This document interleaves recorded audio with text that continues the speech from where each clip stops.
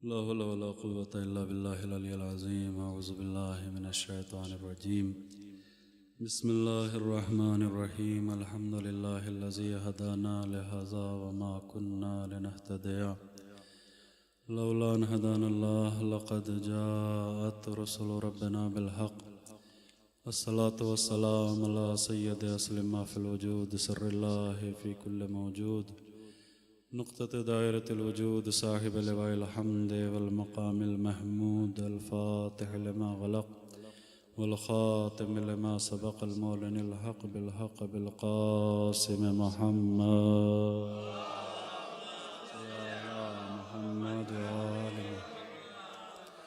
सुम्मस्सलातु वस्सलामु अला अहलि बैतिहि तय्यबीन अत्ताहिरीन अल मासूमीन अल मुंतजबीन अल मुंतख़बीन अल्लज़ीना अज़हबल्लाहु अन्हुमुर रिज्सा व तहहरहुम तत्हीरा।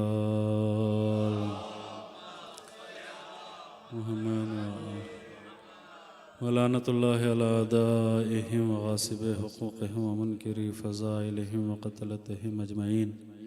अम्मा बादु फ़क़द क़ाला सुब्हानहु तआला फ़ी किताबिहिल मुहकम व ख़िताबिहिल मुत्क़न। अऊज़ु बिल्लाहि मिनश शैतानिर रजीम। बिस्मिल्लाहिर रहमानिर रहीम।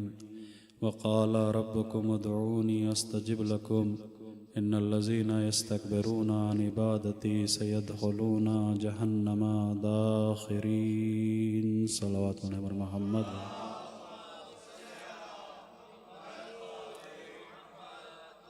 हज़रत गिरामी क़द्र, काफ़ी लोगों ने इल्तिमास से दुआ कहा है। जनाब इशरत लखनवी साहब की वालदा की तबीयत ज़्यादा ख़राब है, उनकी सेहत व शिफा के लिए, और जितने भी मरीज़ हैं, जितने भी परेशान हाल हैं, ख़ुसूसन आमाल की कबूलियत के लिए, इमाम के ज़ुहूर में ताजील के लिए, सब मिल के आओ बावाज़ बुलंद दुआए सलाम थे इमाम ज़मान। बिस्मिल्लाहिर्रहमानिर्रहीम। अल्लाहुम्मा कुल्लि वलिय्यकल हुज्जत इब्निल हसन सलवातुका अलैहि व अला आबाई फ़ी हाज़िहि स्साअ व फ़ी कुल्लि साअ वलिय्यन व हाफ़िज़ा व क़ाइदन व नासिरा व दलीलन व ऐना हत्ता तुस्किनहु अर्ज़क तौआ व तुमत्तिअहु फ़ीहा तवीला बिरहमतिक या अरहमर राहिमीन। अल्लाहुम्मा सल्लि अला मुहम्मद व आलि मुहम्मद अज्जिल फ़रज। ज़ुदारान सय्यदुश शुहदा, मुअज़्ज़िज़ सामीन, इस सिलसिले की अब दूसरी मजलिस है जो इसी आय करीमा के ज़ैल में आप हज़रात समाअत फरमा रहे हैं, और इंशाअल्लाह कोशिश यही रहेगी कि इसी आय करीमा के ज़ैल में कुछ बातें आप तक पहुँचाई जाएँ, और इसी के साथ साथ खुदावंद आलम मुझे और आपको इन आयतों के ज़ैल में जो मतालिब बयान हो रहे हैं उन पर अमल करने की तौफ़ीक़ अता फ़रमाए। यकीनन खुदावंद आलम बख्शने वाला है, गफ़ूर है, रहीम है, करीम है। उसके नाम हमें आवाज़ दे रहे हैं कि आओ, करम चाहिए तो करीम को पुकारो, रहम चाहिए तो रहीम को पुकारो, मग़फ़िरत की तलब हो तो गफ़ूर को पुकारो, रिज़्क़ चाहिए तो रज़्ज़ाक़ को पुकारो। ये सारे नाम क्या हैं, बल्कि ये रहमत की चाबियाँ हैं कि जो लगा दो वही खुलता चला जाता है। लिहाजा बहुत इतना अलल ऐलान अल्लाह हम अपने बंदों को आवाज़ दे रहा है कि जिस सूरे में अल्लाह ने इस आयत को रखा है उस सूरे का नाम भी उसने सूरह गाफिर रखा। ये कुरान मजीद का 40वां सूरा है, और गाफिर के माना होते हैं बख्शने वाला। ये बख्शने वाले की जो आवाज़ है ये इतनी दिलों को खींचती है अपनी तरफ कि अगर इंसान के अंदर ज़रा सी भी आतश है और ज़रा सा भी उसे एहसास है और ज़रा सी भी उसके अंदर रमक़ हयात है, सल्लल्लाहु अलैहि मोहम्मद व आले मोहम्मद,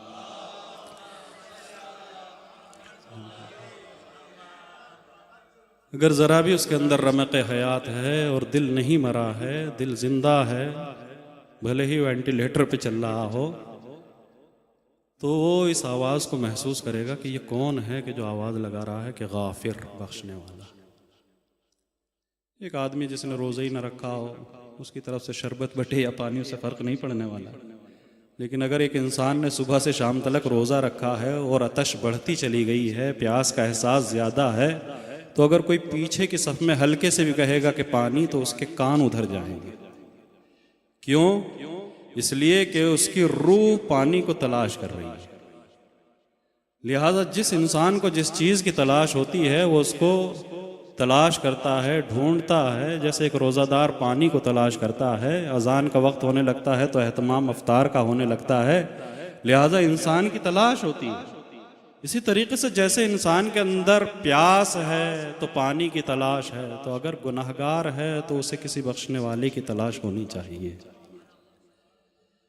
और वो बख्शने वाला अगर ख़ुद अपना पता बता रहा हो, सूरह गाफिर की 60 नंबर आयत, कि जिसमें अल्लाह कह रहा है वक़ाल रब्बुकुम उदूनी अस्तजिब लकुम, कि तुमसे तुम्हारा परवरदिगार कह रहा है कि तुम मुझसे दुआ मांगो।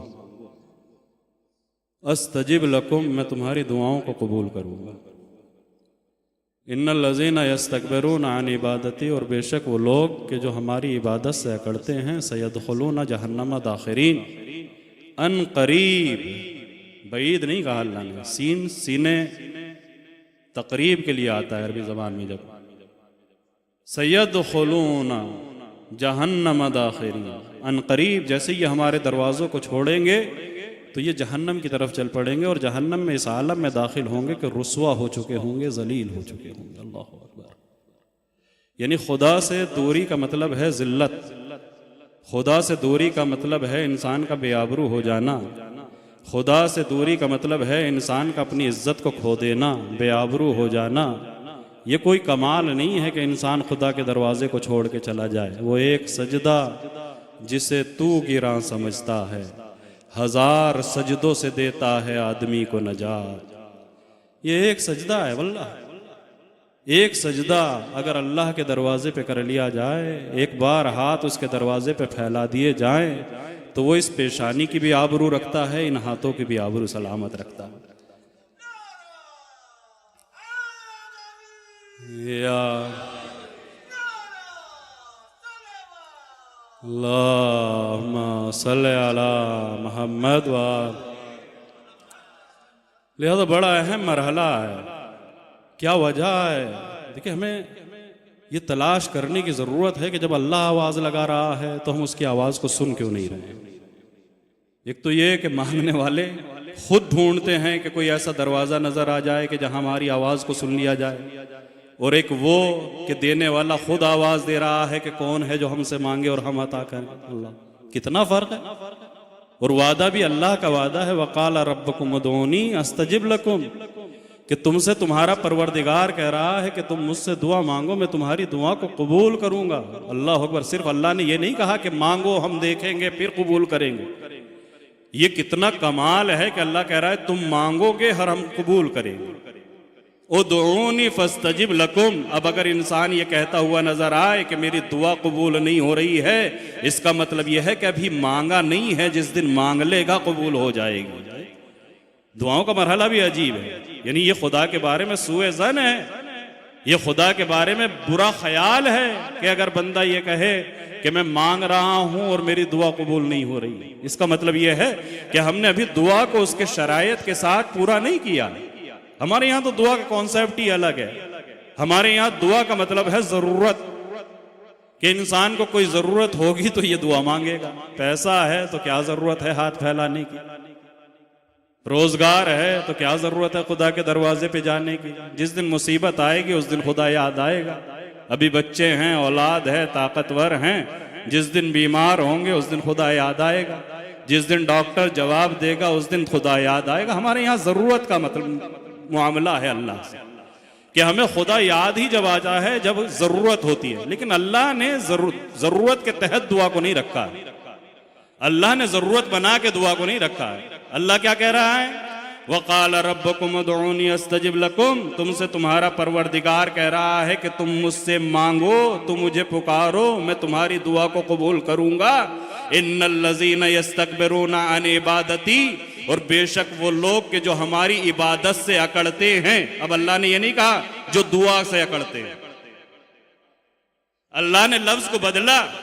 अब अल्लाह ने ये नहीं कहा कि जो हमारी दुआ से अकड़ते हैं, अल्लाह ने क्या कहा? इन्नल लज़ीना, बेशक वो लोग, इसमें शक न करना, यस्तकबिरूना अन इबादती, जो हमारे सामने हमारी इबादतों को छोड़ के जाते हैं। सयदखुलून जहन्नम दाखिरीन, यकीनन अनकरीब वो जहन्नम में इस आलम में दाखिल होंगे कि रुसवा हो चुके होंगे, जलील हो चुके होंगे। इमाम फरमाते हैं कि अल्लाह ने दुआ कहने के बाद इबादत का लफ्ज रख के ये बता दिया कि दुआ जरूरत का नाम नहीं है, इबादत का नाम है। जरूरत के तहत नहीं, ये गिव एंड टेक की थ्योरी नहीं है कि तुम अल्लाह से मांगो और अल्लाह तुम्हें देगा। नहीं, दुआ इबादत है, भले ही कबूल ना हो। दुआ का कबूलियत से भी कोई मरहला नहीं है कि इंसान ये सोच के दुआ मांगे कि भाई अल्लाह कबूल करेगा तभी मेरे लिए हक में बेहतर है। अगर वो कबूल ना भी करे तो हो सकता है कबूल करने से बेहतर हो। ये कहां से पेश कर रहे हैं? वो करीम है, वो रहीम है। उसने दुआ को सिर्फ दुआ ही नहीं रखा। हमारे यहाँ होता है कि हमें जरूरत पड़ी, हम किसी के दरवाजे पे गए और उसने मना कर दिया तो हमारा मुंह उतर जाता है कि अपनी इज्जत भी खराब हो गई। अब इसका कोई सवाब है? नहीं है ना। क्या सवाब? गए मांगने के लिए मिल जाता तो हमारा एक जो मुद्दा था वो पूरा हो गया था। लेकिन गए किसी के दरवाजे पर, जाके खटखटाया, उसने कोई भी बहाना किया, नहीं दिया, तो इंसान को यह एहसास होता है कि लॉस हुआ है, इज्जत का लॉस हुआ है। क्यों? इसलिए कि दरवाजे पे गया, मांगा है। ये मांगना इबादत नहीं था, लेकिन अल्लाह के दरवाजे पे जब गए हो तो अगर कबूल भी नहीं हो रहा है तो इबादत में लिखा जा रहा है। वो कितना लिखा जा रहा है कि इमाम फरमाते हैं कि ये इंसान जब अपनी इस दुनियावी जिंदगी को खत्म करके जब अपनी कब्र के मरहलों से गुजरता हुआ रोजे महशर मंजिले हिसाब पे पहुंचेगा और फरिश्ते इसका नामा-ए आमाल इसके हाथ में देंगे, इसका रिजल्ट, इसका रिपोर्ट कार्ड इसके हाथ में होगा, तो भले दुनिया इसे कितना भी आबिद और कितना भी जाहिद समझ रही हो, इसे खुद खबर है कि मैं कितना आबिद हूं और कितना जाहिद हूं। इंसान से बेहतर तो कोई अपने आप को चेक नहीं कर सकता। सेल्फ चेकिंग जो है वो सबसे अहम है। दुनिया किसी को नहीं चेक कर सकती है। खुद इंसान अपने आप को बेहतर जानता है, खुद इंसान अपने आप को बेहतर पहचानता है। यहां दुनिया समझती रही आबिद है, जाहिद है, आलिम है, खतीब है, मरसिया खान है, नोहा खान है, लेकिन इसे तो खबर है कि मेरे आमाल किस लेवल के हैं, कितने में कितनी मैंने इबादतें की हैं। लेकिन जब इसका नामा-ए आमाल इसके हाथ में दिया जाएगा और ये अपने नामा-ए आमाल को खोलेगा तो तवक्को से ज्यादा इबादतें उसमें लिखी हुई होंगी। ये इंसान फरिश्तों से कहेगा कि ए फरिश्तों, मैंने ये इबादतें नहीं की हैं। कहीं ऐसा तो नहीं किसी और का नामा-ए आमाल हो, ये इबादतें मैंने अंजाम नहीं दी हैं, ये मेरे नामा-ए आमाल में ये तस्बीहों का सवाब कहां से आ गया, ये मुस्तहबी नमाजों का सवाब कहां से आ गया, ये गुलामों को आजाद करने का सवाब कहां से आ गया। मैंने तो किसी गुलाम को आजाद किया ही नहीं, मैंने तो इतना सदका और खैरात किया ही नहीं जितना इसमें लिखा हुआ है। उस वक्त फरिश्ते आवाज देंगे कि ये तेरा ही नामा-ए आमाल है, लेकिन घबराने की जरूरत नहीं है, तुझे हैरान होने की जरूरत नहीं है, ये तेरी उन दुआओं का सवाब है कि जो अल्लाह ने अपनी मसलहत के तहत दुनिया में कबूल नहीं की थी। ये तेरी उन दुआओं का सवाब है कि जो इबादत की सूरत में तेरे नामे आमाल में लिखी गई। उस वक्त मौला फरमाते हैं कि जब इंसान उस आलम में कि जहां कोई किसी की मदद करने वाला नहीं होगा, हेल्प करने वाला नहीं होगा जिसके बारे में कुरान कहता है यौमा यफिर्रुल मरउ मिन अखी व उम्मिही व अबी व साहिबतिही व बनी लिकुल्लि इम्रिइन मिनहुम यौमइज़िन शानुन युगनी, कि क़यामत का दिन इतना सख्त होगा, जितने करीबी रिश्ते हैं सब अल्लाह ने गिना दिए। इतना सख्त, दोस्तों पे भरोसा करके नमाज को कज़ा ना करना, ये यारी के चक्कर में रोजे ना छोड़ देना कि चलो इसे फला जगह छोड़ा हूं, रोजा जा रहा है तो जाने दो, नमाज तो फिर भी पढ़ लूंगा, छुट रही है तो छुट जाने दो। नहीं, अल्लाह कह रहा है ये मजबूत रिश्ते जिनके ऊपर तुम दुनिया में लड़ते फिरते थे, यौम यफिर्रुल मरउ मिन अखी, कयामत का दिन वो सख्त दिन होगा कि जिस दिन इंसान अपने भाई से भागेगा, बचेगा नहीं, भागेगा। व उम्मिही व बनी, अपनी मां से भागेगा, अपनी औलाद से भागेगा। व उम्मिही व अबी, अपनी मां से भागेगा, अपने बाप से भागेगा। अल्लाह अकबर। दुनिया में जब कभी कोई मुसीबत आती थी तो किसके दामन में पनाह लेता था? बाप के। मीर अनीस ने कहा है ना कि साया पिदर का साया लुत्फे इलाह है। दुनिया में अगर अल्लाह का साया कहीं पे तलाश करता है तो बाप ही का तो साया है, जो मुसीबतों में इसे छा देता है। लिहाजा बड़ा अहम है, कुरान कह रहा है ये मजबूत रिश्ते इससे भागेंगे। यौम यफिर्रुल मरउ मिन अखी, उस दिन इंसान अपने भाई से भागेगा। वह उम्मिही व अबी, अपनी मां से भागेगा, अपने बाप से भागेगा। वह साहिबतिही व बनी, अपनी जोजा से भागेगा। वह बनी, अपनी औलाद से भागेगा। क्यों? लिकुल्लि इम्रिइन मिनहुम यौमइज़िन शानुन युगनी, उस दिन अजीब बेनियाजी इंसानों पे तारी हो जाएगी कि कोई किसी से मिलना पसंद नहीं करेगा। वो होल क्यों नहीं मिल रहा होगा?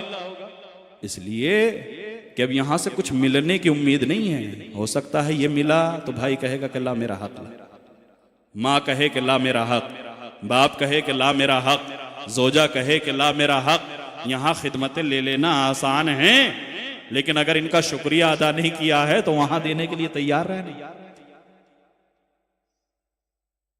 अल्लाह कह रहा है ऐसे सख्त आलम में कि जहां कोई किसी को देखना पसंद नहीं करेगा, जब इंसान अपने नामे आमाल में देखेगा कि अल्लाह ने मेरी कबूल ना होने वाली दुआओं की ये जजा दी है, तो इमाम फरमाते हैं कि ये इंसान हसरत भरेगा और भर के कहेगा कि काश मेरी कोई दुआ कबूल ना होती। ये कबूल ना होने वाली दुआओं का मरहला है। अल्लाह अकबर। कि अल्लाह के यहां कितनी बड़ी जजा मिलने वाली है, कितना अल्लाह नवाजने वाला है, कितना अल्लाह अता करने वाला है कि उसने ये इजाजत दी। कोई मालदार कभी पसंद नहीं करता है कि मांगने वाले उसके दरवाजे पे आए। कभी अगर बांटने का दिल भी करता है तो चोरी छिपे कुछ लोगों को मिल जाता है, सबको मिलता भी नहीं है। बहुत सी स्कीमें ऐसी होती हैं, आती हैं, आके खत्म भी हो जाती हैं और इंसान को पता ही नहीं चलता है। होता ही नहीं होता। इतना साइलेंट बंटता है कि लोगों को मालूम भी नहीं होता है। बड़े बड़े बांटने वाले गुजरे और गुजर के चले गए, लेकिन किसी ने इस तरीके से नहीं बांटा है जैसे खुदा बांट रहा है, आवाज दे दे के बांट रहा है कि दुनिया वालों के दरवाजे पे जब जाओगे तो शायद तुम्हारे दिल में यह ख्याल हो कि बांटते बांटते कहीं खजाना कम ना हो गया हो, कहीं हमारा नौबत आने से पहले मिलना बंद ना हो जाए। लेकिन हमारे दरवाजे पे जब भी आओगे तो ये सोच के आना कि तुम्हारा दामन कम पड़ सकता है, मगर हमारी अता में कमी आने वाली नहीं। हर वक्त अल्लाह अकबर,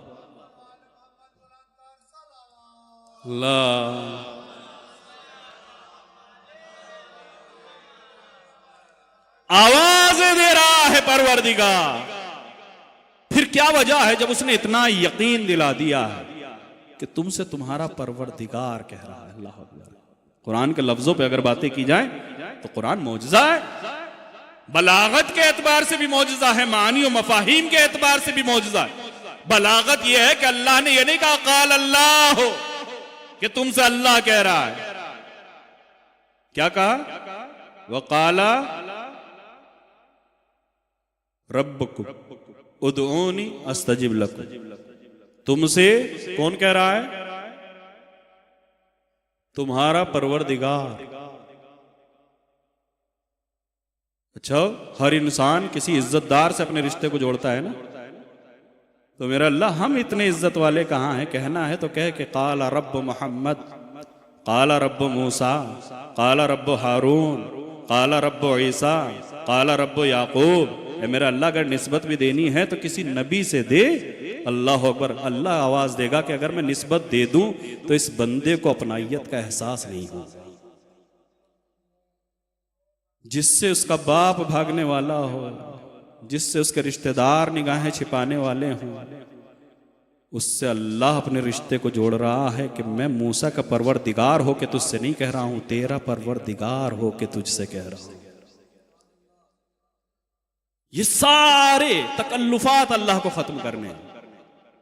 मांगते हुए शर्माना मत, इसलिए कि अल्लाह के नाम में वो कशिश नहीं थी जो रब रखने पे है, और रब में भी उस इजाफत पे जो कुम की तरफ लगाई गई है, ताकि इंसान के वो तकल्लुफात, वो एहसास, वो शर्म, वो हया खत्म हो जाए कि जो मांगने में होती है। इसलिए कि इंसान कितना भी बड़ा हो जाए, डॉक्टर बन जाए, इंजीनियर बन जाए, अगर जेब में पैसे ना हो, खुदा ना खास्ते कार्ड काम ना कर रहा हो, तो किसी से 100 रुपए मांगते हुए भी शर्माता है। अगरचे कल को वापस कर देगा, 1 घंटे बाद वापस कर देगा, लेकिन घर में आ जाए बूढ़ा बाप जो काम नहीं करता, लेकिन उससे मांगते हुए शर्माता नहीं। क्यों? इसलिए कि वो रब है, वो पालने वाला है। पालने वाले से मांगने में शर्म नहीं आती है।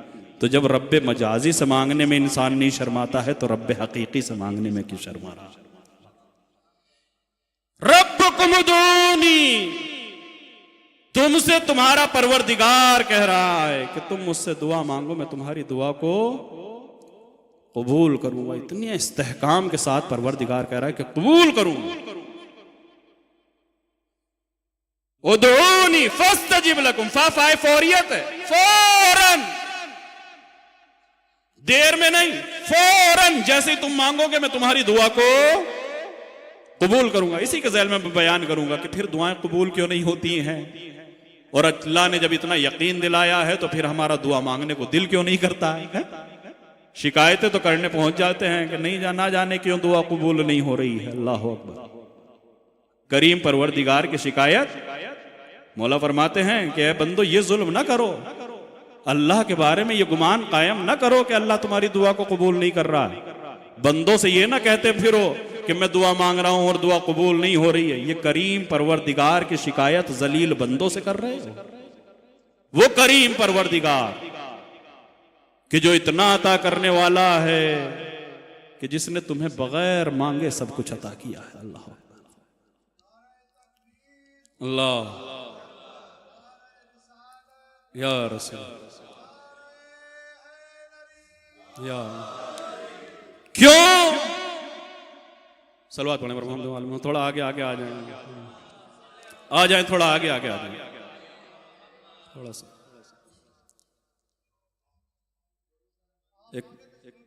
एक मर्तबा और बाबा से बुलंद सलवात पढ़े। अल्लाह।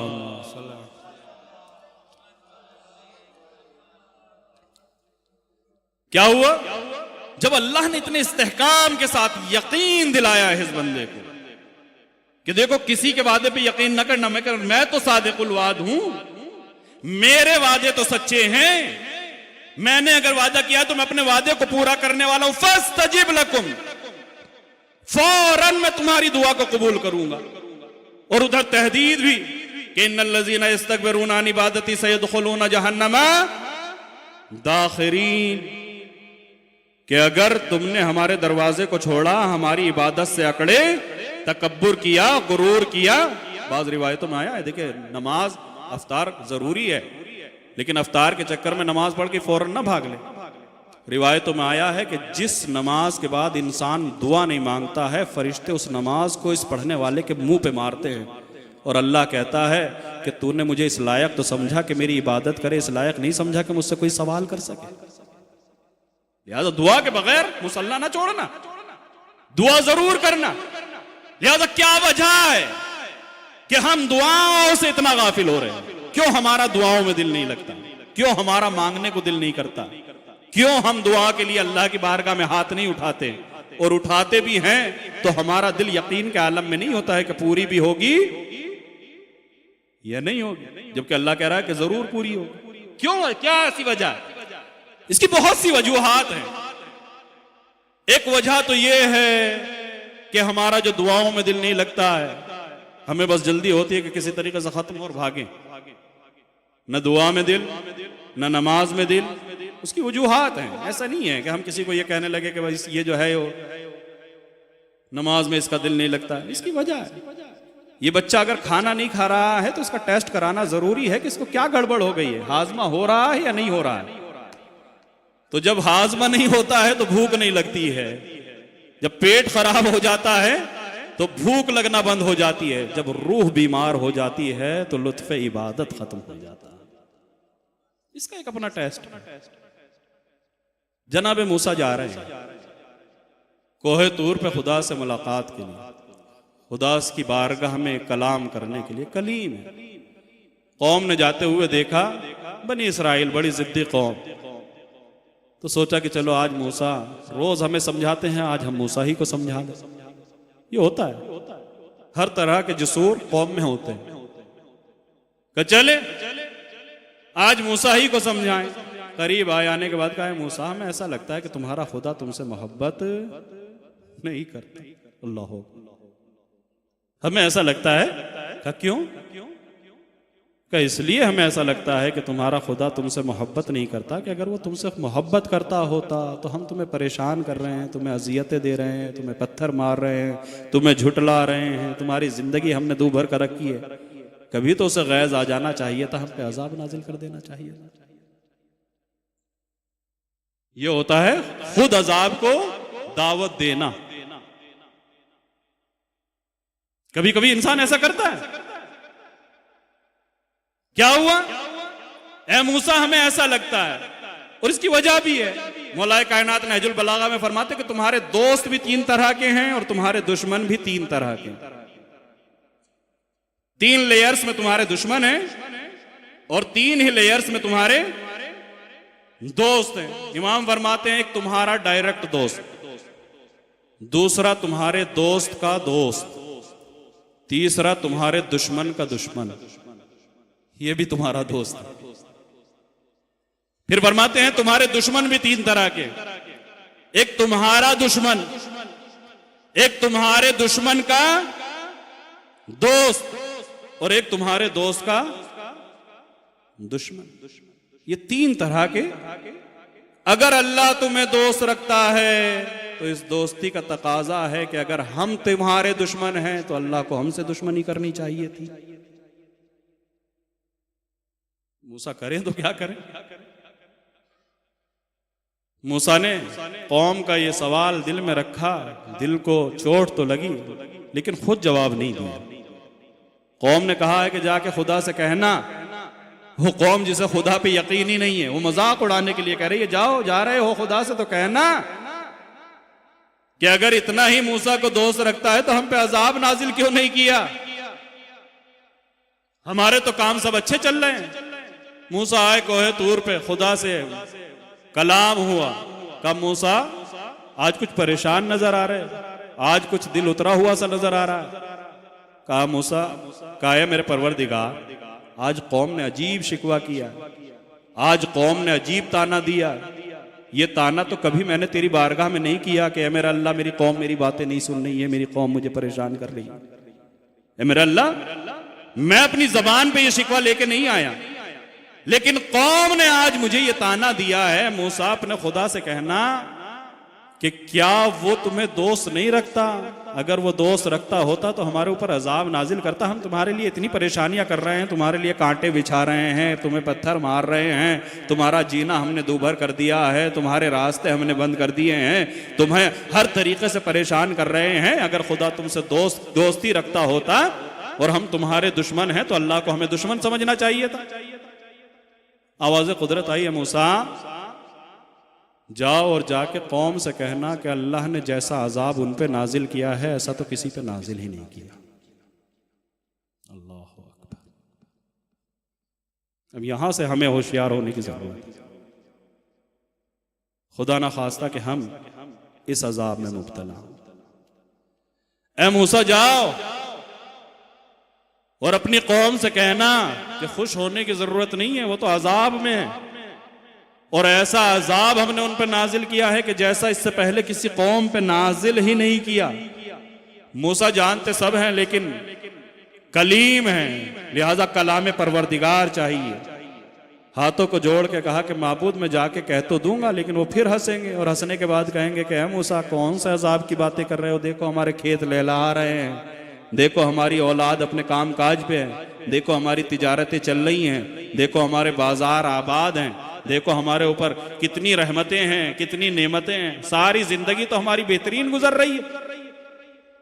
ऐ मेरे अल्लाह, वो फिर मेरा मजाक उड़ाएंगे। आवाज कुदरत आई है, मूसा जब तुम जाके ये कहना कि मेरी कौम, अल्लाह ने तुम पे जैसा अजाब नाजिल किया है ऐसा तो किसी कौम पे नाजिल ही नहीं किया, और जब वो तुम्हारा मजाक उड़ाएं और कहें कि मूसा कौन सा अजाब, हमारी जिंदगी तो बहुत अच्छी गुजर रही है, सब कुछ तो है, आलो औलाद है, खाने के लिए रोटियां हैं, बेहतरीन घर है, बेहतरीन बाजार है, सब कुछ है, तो ऐ मूसा पलट के कहना कि ये अजाब क्या कम है कि हमने उनसे अपनी इबादत के लुत्फ को छीन लिया है। ये अजाब क्या कम है कि उन्हें दुनिया के हर काम में मजा आता है मगर हमारी इबादत में मजा नहीं आता। अल्लाह अकबर। ये लुत्फ इबादत हमने उनसे छीन लिया, ये लुत्फ दुआ हमने उनसे छीन लिया, ये लुत्फ मुनाजात हमने उनसे छीन लिया है कि जो हमने मुनाजात में, जो हमने अपनी आवाज में, जो हमने अपने कलाम में मजा रखा है वो उनसे छीन लिया गया। और यकीनन जब रूह बीमार होती है तो यही होता है, मजे खत्म हो जाते हैं। अभी कोरोना में आपने देखा या नहीं देखा, हर इंसान ने देखा, कोरोना के एक सिम्टम्स में एक सिम्टम ये भी था कि जबान के जायके खत्म हो गए। सारे सिम्टम सही आ रहे हैं, सब कह रहे हैं कि कोरोना नहीं है, लेकिन एक सिम्टम ऐसा हुआ कि जबान का जायका खा रहा है, ना मीठे का पता चल रहा है, ना कड़वे का पता चल रहा है, ना खट्टे का पता चल रहा है। डॉक्टर फौरन कह रहे हैं कि अगर ऐसा है तो जाओ टेस्ट कराओ, कोरोना टेस्ट करा के आओ। क्यों? इसलिए कि ये मजा खुद ब खुद नहीं गया है, ये जिस्म बीमार है, तो जब जिस्म बीमार होता है तो जबान का जायका खत्म हो जाता है, जब रूह बीमार होती है तो इबादत का जायका खत्म हो जाता है। वो जायका जो अहले बैत अलैहिमुस्सलाम को दुआओं में मिलता था। अल्लाह अकबर, कितनी दुआएं और दुआओं की कबूलियत। भी जाने कितने लोग बच्चे यहाँ आसीर हुए, उनके वालिदैन के फोन आए कि मौलाना दुआ करिए कि साथ खैरियत के रिहा हो जाए, हालात आपके पेश नजर है। लेकिन यही हालात इमाम का एक सहाबी है, छठे इमाम का, बशार मक्कार बिश्री, वो कहता है कि एक दिन मैं कूफे में इमाम सादिक अलैहिस्सलाम सलवात पढ़े मोहम्मद व आले मोहम्मद,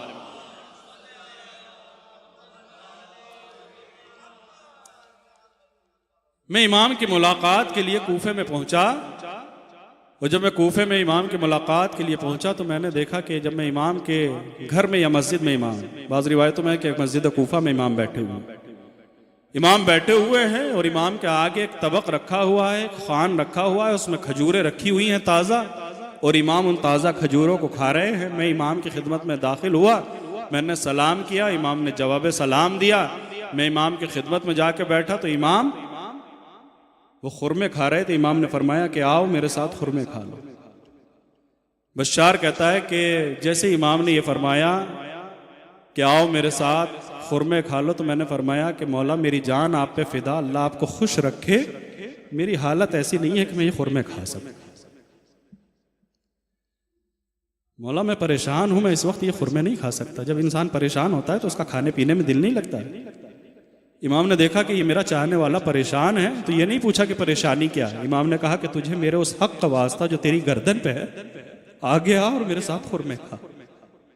ये कहता है जब इमाम ने इतना बड़ा वास्ता दिया तो मैं आगे बढ़ा। बढ़ने के बाद इमाम के साथ खुरमा खाया, जब मुझे कुछ सुकून सा मिला, ये इमाम ने बताया है तरीक़े हैं, ये ज़ियाफ़त के तरीक़े हैं। कोई परेशान अगर घर पे आ जाए तो पहले उसकी ज़ियाफ़त करो, बाद में उसकी परेशानी को पूछो। इमाम ने जब देखा कि इसको सुकून मिला तो इमाम ने फरमाया कि क्या बात है? ये कहता है कि मौला मैं तो आपकी ज़ियारत के लिए आ रहा था, लेकिन जब आ रहा था तो मैं कूफे के बाजार से गुजरा। मौला अजीब मंजर मैंने देखा कि खातून आपकी चाहने वाली बाजार में सिपाहियों ने उसे गिरफ्तार कर रखा है और उसके सर पे कोड़े बरसा रहे हैं।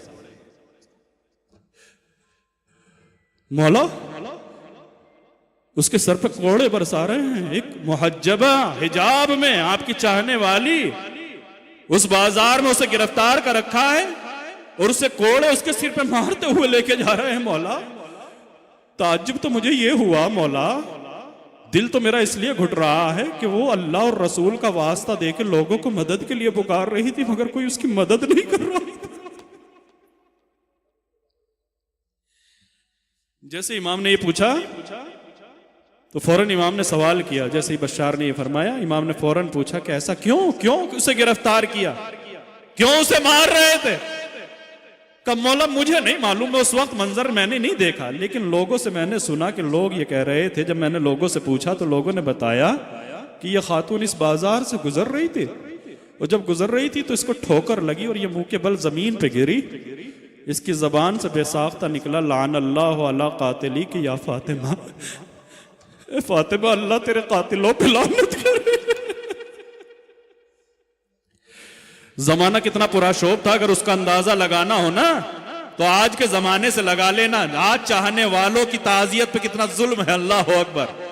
उस वक्त फातिमा जैसे जबान पे ये कलमा जारी हुआ लान अल्लाह अला कातिली के या फातिमा, अब आप सोचे जमाना कितना पुरशोभ था कि देर नहीं लगी, सिपाहियों ने गिरफ्तार कर लिया। इनाम के लालच में गिरफ्तार करके कोड़े बरसाते हुए लेके जा रहे हैं। और ये है कि अल्लाह अकबर लोगों को आवाज दे रही है, आओ नबी और रसूल का वास्ता मेरी मदद को आओ, मगर कोई आने के लिए तैयार नहीं है। कुफा मुसलमानों से भरा हुआ ये तारीख, अल्लाह अकबर। आज भी यही हाल है कि कोई कितना भी पुकारता रहे, गज़ा खत्म हो गया मगर किसी ने मदद नहीं की। अल्लाह अकबर। क्या हुआ?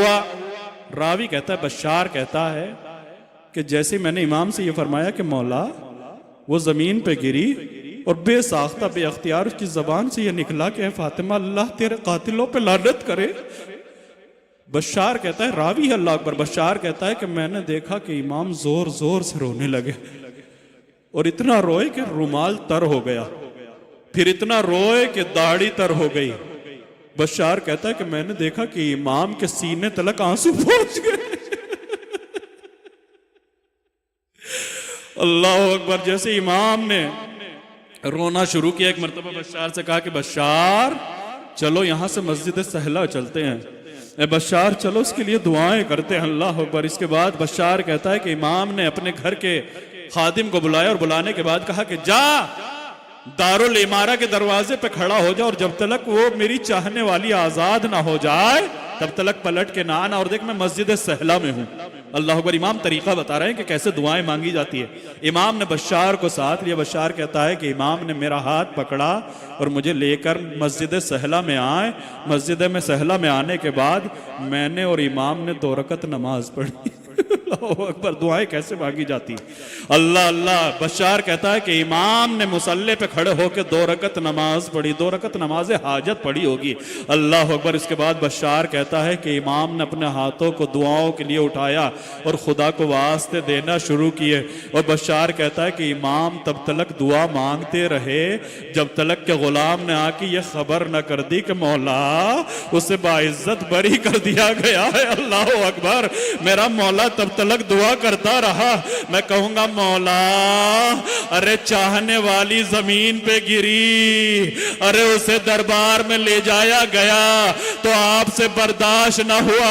ए मौला कैसे बर्दाश्त हुआ होगा अली से? अरे जब फातिमा अरे दरबार में आई होगी और आके कह रही होगी खल्लू अबुल हसन, अरे अबुल हसन को छोड़ दो वरना सर के बाल बखेर दूंगी। अल्लाह अल्लाह अल्लाह अल्लाह अकबर। अरे कैसे इमामों ने बर्दाश्त किया होगा अजीज। यही वजह है कि वो अली जो पूरे दिन अपने बच्चों से ये कहता रहा, ऐ मेरे लाडलो, अरे अपनी माँ पे रोना जरूर मगर बावाज़े बुलंद ना रोना। मगर तारीख ने ये वाकया भी लिखा कि अशा की नमाज के बाद अरे अली ने जब अपने घर में तख्ते गुस्ल बिछाया, फातिमा को तख्ते गुस्ल पे लिटाया, अजीज़ो फिज़्ज़ा आसमान ने हमराही की। अरे गुस्ल देते देते अली जैसा साबिर अरे जब फातिमा को करवट दिला रहा था अजीज़ो चीखे मार के रोने लगा। अरे गुस्ल तमाम हुआ, बाद में किसी सहाबी ने पूछा, मौला अरे क्या मुसीबत नाजिल हो गई, ऐसे अभी चीख कर कभी आपको रोते हुए नहीं देखा। मौला ने फरमाया, ए मेरे सहाबी, अरे क्या बताओ, अरे बिन्ते रसूल की पसलियां टूट गई, कभी मुझसे शिकवा न किया, ए अली मेरी पसलियां।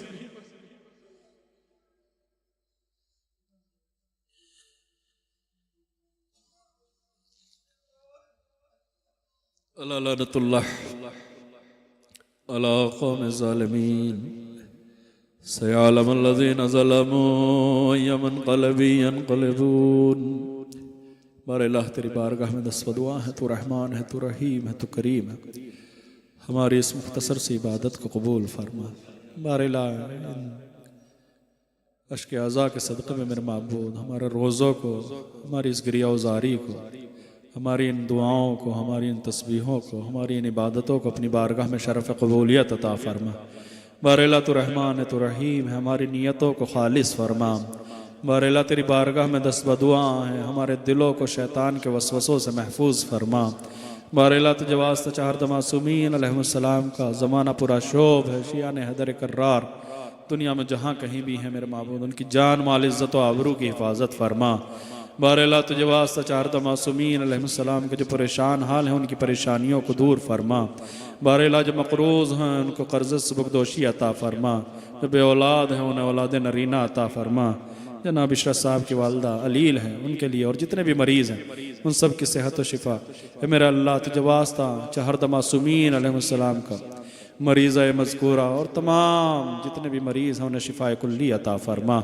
बारेला तेरी बारगाह में दस्त दुआ है मेरे अल्लाह, इस ज़माने ग़ैबत में, इस ज़माने यतीमी में मेरे माबूद हमें उलमा के साये से महरूम न फरमा।